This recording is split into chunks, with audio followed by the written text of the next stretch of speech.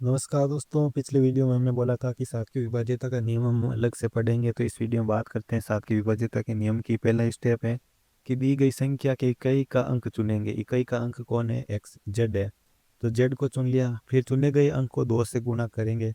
वह इकाई के अंक के अलावा जो बची हुई संख्या उसमें से इस 2z को घटा देंगे। पहले z को क्या करेंगे? 2 से मल्टीप्लाई। फिर जो बची हुई संख्या क्या है? ये एक्स वाई में से 2z को घटाएंगे तो हमें मिलेगा m।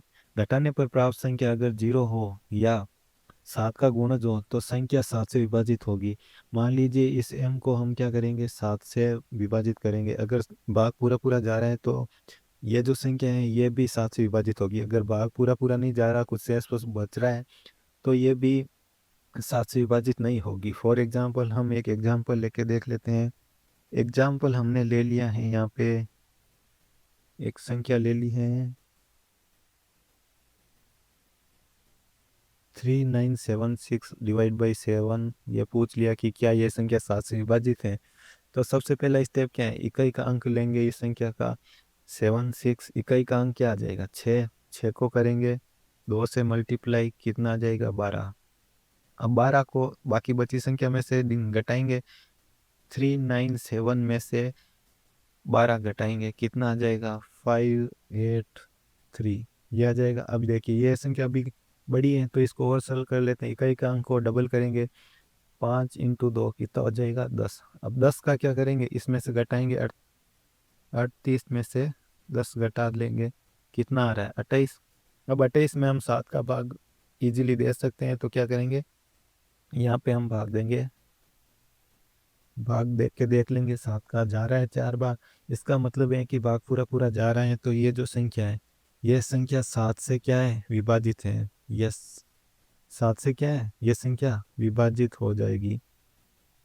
इसी प्रकार से एक एग्जाम्पल और लेके देख लेते हैं। फॉर एग्जाम्पल हमने एक संख्या ली है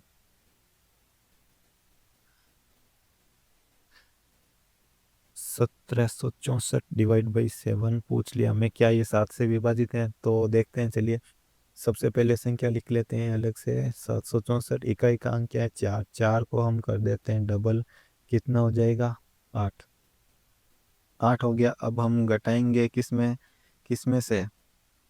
इसमें से 8 को घटाएंगे। घटाने पर क्या प्राप्त हो रहा है हमें? 168। 168 को हम और थोड़ा सिंपल कर लेते हैं। इकाई का अंक क्या है? 8। 8 को हम क्या कर लेते हैं? डबल।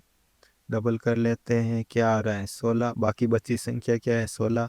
तो 16 में से 16 घटाएंगे तो क्या आएगा? 0। तो 0 में 7 का भाग देंगे तो 7 का भाग कितने बार जाएगा? 0 बार। इसका मतलब भाग पूरा पूरा जा रहा है। और पहली बात जो नियम में क्या कहा है कि घटाने पर अगर संख्या 0 प्राप्त हो तो 7 से विभाजित हो जाएगी। दी गई संख्या क्या है? 7 से विभाजित हो जाएगी। तो इसी प्रकार से हमें घटाने पर 0 प्राप्त हो गया है, तो ये संख्या भी क्या होगी? 7 से विभाजित हो जाएगी। तो इस प्रकार से उदाहरण के माध्यम से हमने देख लिया है कि 7 की विभाज्यता का नियम क्या कहता है।